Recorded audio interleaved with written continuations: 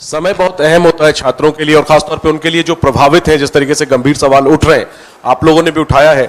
तो supreme court monitored जांच की मांग आपने की है, क्या कोई टाइमलाइन आप लोग अपनी तरफ से चाहते हैं कि इतने दिनों में ये जांच पूरी हो और इसको लेकर के स्थिति स्पष्ट हो? अगर दोबारा परीक्षा करवानी होगी तो उसमें भी काफी समय लगेगा, इस पर आप कुछ कहना चाहेंगे? जैसा कि आप पढ़े लिखे आदमी हैं, खुद ही एग्जाम दिए हैं, तो आपको तो मालूम है।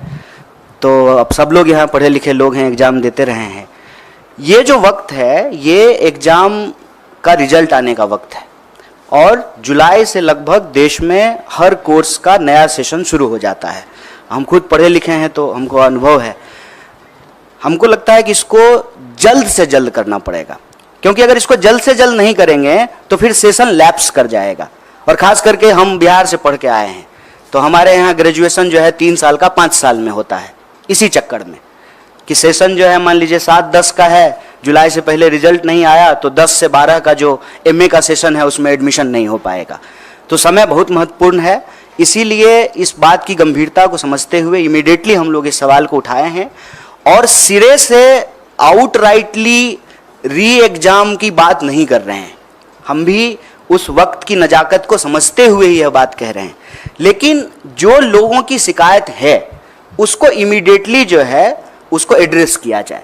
और सुप्रीम कोर्ट अगर चाह लेगी तो बताइए, रात को 12 बजे जो है कोर्ट खोल करके लोगों को बेल दिया जा सकता है, तो क्या इस देश के बच्चों के भविष्य के लिए जो है तुरंत जांच नहीं हो सकती है? इसके लिए तो बस इच्छा शक्ति की जरूरत है और प्रायोरिटी की जरूरत है। अब प्रायोरिटी डेमोक्रेसी की अगर सिर्फ यही है कि जो है कौन किधर आया, कौन किधर गया, कौन किसको समर्थन दिया, कौन किसको समर्थन नहीं दिया, अगर यही शोरगुल चलता रहेगा, और मैं इसीलिए टाइमिंग पे सवाल उठा रहा हूं कि जानबूझ करके 14 का रिजल्ट 4 को निकाला गया है।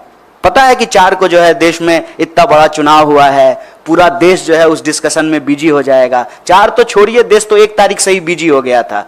एग्जिट पोल पे ही जो है डांस ऑफ डेमोक्रेसी हो रहा था। तो अभी भी जो है वही चल रहा है, तो हेडलाइन में इसको जो है प्राथमिकता मिलेगी नहीं। लेकिन हम कहते हैं कि डेमोक्रेसी तो लोगों से ही बनता है ना, और हम सबका, आपका, हमारा, सबका भविष्य तो हमारे बच्चों से है। अगर हमारे बच्चे परीक्षा के दबाव में आकर के, जिसमें उनकी कोई गलती नहीं है, आत्महत्या कर रहे हैं, इससे दर्दनाक बात क्या हो सकता है? और इससे ज्यादा जरूरी बात भी कुछ नहीं हो सकता है। इस पर जो है तुरंत कार्रवाई करनी पड़ेगी, क्योंकि सेशन शुरू होने वाला है। तो ये सारी प्रक्रिया जो है तुरंत शुरू करना पड़ेगा। 24 लाख से ज्यादा स्टूडेंट जो है वो एग्जाम में अपीयर हुए हैं। इसीलिए हम कह रहे हैं कि इमीडिएटली री एग्जाम करने में प्रॉब्लम हो सकता है, लेकिन जिनके इशूज हैं, जिनके कंसर्न हैं, उसको इमीडिएटली जो है एनटीए एड्रेस करे और साइमल्टेनियसली जो है सुप्रीम कोर्ट की निगरानी में जांच हो, क्योंकि मामला इस साल का नहीं है और मामला सिर्फ एक एग्जाम का नहीं है। इसको समझने की जरूरत है। आप कोई भी एग्जाम उठा के देख लीजिए, देश में हर एग्जाम की कमोबेश यही हालत हो गई है। आप देखिए कि ग्रुप डी का भी अगर एग्जाम होता है रेलवे का, तो रेल में चढ़ने के लिए, ट्रेन में चढ़ने के लिए जगह नहीं होती है। मंदिर, मस्जिद, गुरुद्वारा, धर्मशाला, प्लेटफॉर्म, कोई ऐसी जगह नहीं है जहां बच्चे जो हैं वो गमछा डाल करके सो नहीं रहे। देश में होने वाले किसी भी एग्जाम की हालत आप देख लीजिए, किसी भी एग्जामिनेशन सेंटर के बाहर जाकर के देख लीजिए। ये एक देश के लिए गंभीर विषय है। समय की नजाकत को समझते हुए इसको तुरंत करना चाहिए, ये हमारी मांग है।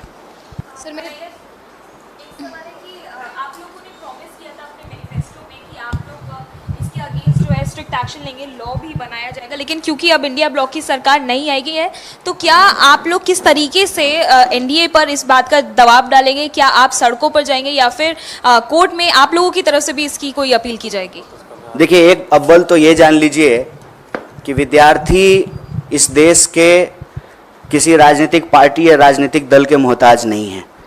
और मैं आपको पीछे हुए 4-5 आंदोलनों का एक उदाहरण दे सकता हूँ।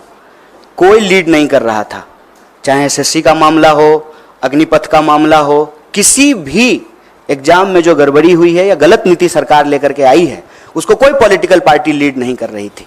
साइमल्टेनियसली जो है, क्योंकि जिसका जीवन उससे जुड़ा हुआ है, जिसका पूरा का पूरा भविष्य उससे जुड़ा हुआ है, उसके पास सड़क पर निकलने के अलावा कोई रास्ता नहीं बचता है। तो पॉलिटिकल पार्टी के मोहताज नहीं है। लेकिन उन विद्यार्थियों को हम ये कहना चाहते हैं कि इस देश की जिम्मेदार विपक्ष होने के नाते, इस देश की सबसे बड़ी विपक्षी पार्टी होने के नाते, इस देश का one of the biggest student organisation के बिहाफ पर हम आपको कह रहे हैं कि स्टूडेंट को हम साथ देंगे और हमारे लिए एक गंभीर विषय है। चुनाव पर चर्चा करने की बजाय, सरकार बनेगी कि नहीं बनेगी इसकी चर्चा करने की बजाय, अगर हम नीट के सवाल को प्राथमिकता दे रहे हैं तो आप हमारा कंसर्न समझ सकते हैं। हमारी सरकार नहीं बनी है, ठीक बात है। हमारी सरकार अगर बनी होती तो ये प्रेस कॉन्फ्रेंस करने की जरूरत ही नहीं पड़ती। हम प्रेस कॉन्फ्रेंस तो इसीलिए किए हैं ना कि आप लोगों के माध्यम से हमारी बात सरकार तक पहुंचे और हम इस देश के विद्यार्थियों के बिहाफ पर जो उनके डिमांड हैं वो सरकार तक पहुंचाने की जोरदार तरीके से कोशिश कर रहे हैं। सर मेरा सवाल ये है, प्रदर्शन के मामले में आपको मैं बता दूं, ऑलरेडी कई जगह पे प्रोटेस्ट हो रहे हैं। हमारा जो है, हमने जो कंसर्न स्टूडेंट्स हैं उनसे बात की, उसमें से कुछ लोग ऑलरेडी कोर्ट मूव कर गए हैं। तो जब वो ऑलरेडी जो है पेटिशनर बन गए हैं तो हम लोगों को जो है उन्हीं के साथ हैं हम लोग जो है अलग से पेटिशनर नहीं बन रहे हैं, उनके साथ रहेंगे। और दूसरा ये कि हम तुरंत जो है एनटीए के साथ जो है एक डेलीगेशन भी मिलेगा और जो विद्यार्थी आंदोलन कर रहे हैं उनके साथ हम पूरी तरह से खड़े हैं और हमारा पूरा नैतिक समर्थन है।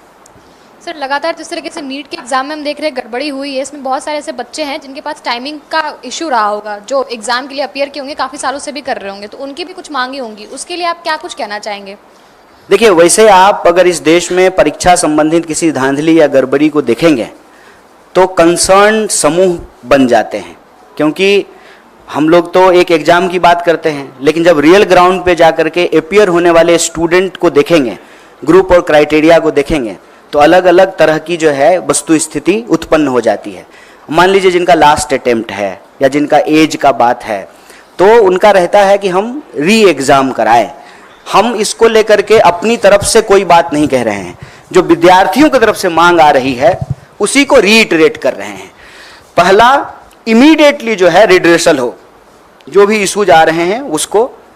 दूसरा, इसकी जो है एक निष्पक्ष जांच हो। और तीसरा कि अगर ये पाया जाता है कि इसमें गड़बड़ी हो तो री एग्जाम हो। इसके 3 स्टेप्स जो है हम लोग ले रहे हैं। और वो जो इशूज हैं आपके, उसको संबंध में भी आपको बता दें कि एक बार अगर सरकार बात को मानने के लिए तैयार होती है तो एज क्राइटेरिया को भी रिलैक्सेशन दिया जाता है और अटेम्प्ट का भी जो है रिलैक्सेशन दिया जाता है। मैं आपके सामने यूपीएससी का ही एग्जाम्पल देता हूँ। जब सीसेट लागू किया गया था उस वक्त कांग्रेस पार्टी की ही सरकार थी, उसकी वजह से जो है ये प्रॉब्लम क्रिएट हुआ था और फिर सरकार ने जो है अटेम्प्ट का और एज का रिलैक्सेशन दिया था। सरकार ही तो हर नियम कानून बनाती है ना। सरकार अगर कंसर्न है विद्यार्थियों के भविष्य को लेकर के तो वो जो है अटेम्प्ट का भी रिलैक्सेशन दे सकती है, एज का भी रिलैक्सेशन दे सकती है। कन्हैया जी, टीडीपी ने कहा है कि मुस्लिम आरक्षण जारी रहेगा। चुनाव में आपने देखा होगा कि इसको अभी किस तरीके से नीट पे बात कर लेते हैं। हालांकि ये सवाल जो है ना प्रधानमंत्री जी से पूछना चाहिए कि जो अपने भाषणों में सबसे ज़्यादा इस बात को बोले हैं और उससे ठीक कॉन्ट्राडिक्टरी बात करने वाली पार्टियां उनके साथ है। सिर्फ टीडीपी की बात नहीं है, जेडीयू भी है, वही पोजीशन है, टीडीपी भी है, जेडीएस भी है। इनफैक्ट आपको मालूम है कि कर्नाटक में जो है जेडीएस ने ही सबसे पहले इसकी शुरुआत की थी। तो ये सवाल मेरे ख्याल से भाजपा के प्रवक्ता और आदरणीय प्रधानमंत्री जी से पूछा जाना चाहिए।